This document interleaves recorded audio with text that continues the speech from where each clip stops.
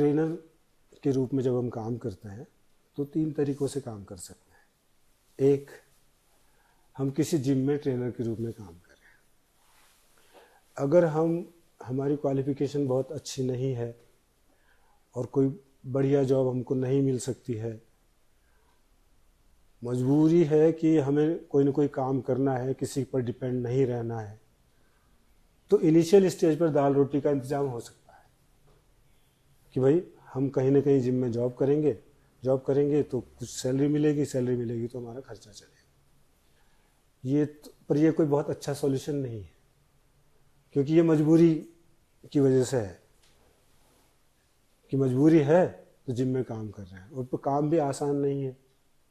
आसान इसलिए नहीं है कि आज जो ज़माना है वो रात के 12 से 2 बजे तक जागने का ज़माना है और हमको उठना पड़ेगा सुबह 4 बजे 5 बजे, बहुत ज़्यादा देर हुई तो 6 बजे।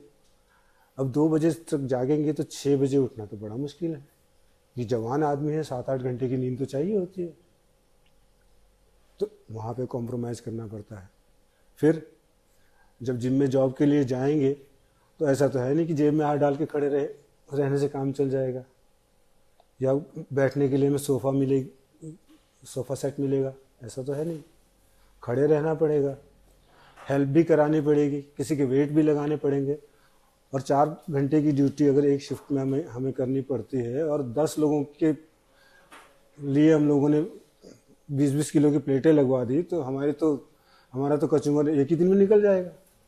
पर ये होता है, ये करना पड़ता है। तो कठिन जॉब है लेकिन आसान नहीं है। उसके लिए मेंटली प्रिपेयर होना चाहिए कि हमारे प्रोफेशन की डिमांड है तो हमें इसे पूरा करना चाहिए और ईमानदारी से करें।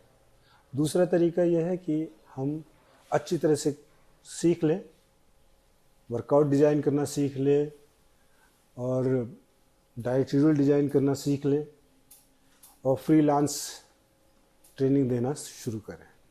फ्रीलांस ट्रेनिंग का मतलब ये होता है कि हम कहीं जॉब नहीं करेंगे और हम लोगों को पर्सनल ट्रेनिंग देंगे।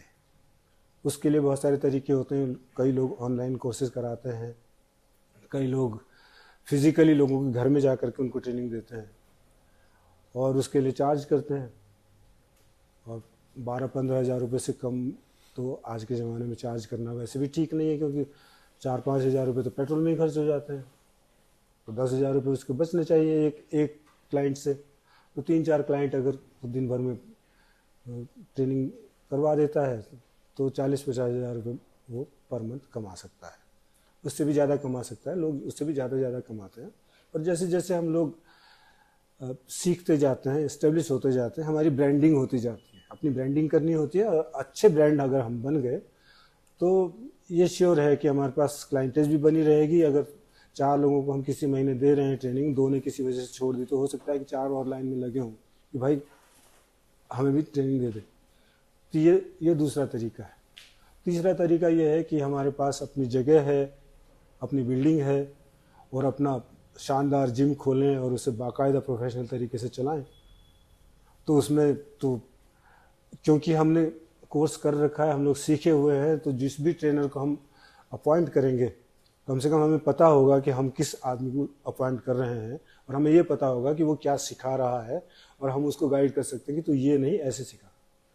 तो ये 3 ही तरीके हैं इस प्रोफेशन में स्कोप के हिसाब से अगर हम देखें तो। इसके अलावा और कोई चौथा तरीका हो तो मुझे नहीं पता, हालांकि है। जैसे यतिंदर है, वीडियो बनाता, यूट्यूबर है और ब्रांडिंग हो गई उसकी। अब उसकी मजबूरी है कि उसको तो कोई ना कोई टॉपिक ढूंढ करके और कोई ना कोई टॉपिक पे वीडियो बनाना है और डालना है। डिमांड भी करते हैं लोग, पर वो एक हायर लेवल की बात है, वहाँ तक पहुँचना पड़ेगा पहले। तो वहाँ तक पहुँचने के लिए हमको स्ट्रगल करना पड़ता है। स्ट्रगल चाहे वो, और स्ट्रगल हर फील्ड में है। ऐसा नहीं है कि स्ट्रगल सभी जगह। भाई बहुत बड़े बिजनेसमैन के बच्चों को भी स्ट्रगल करना पड़ता है।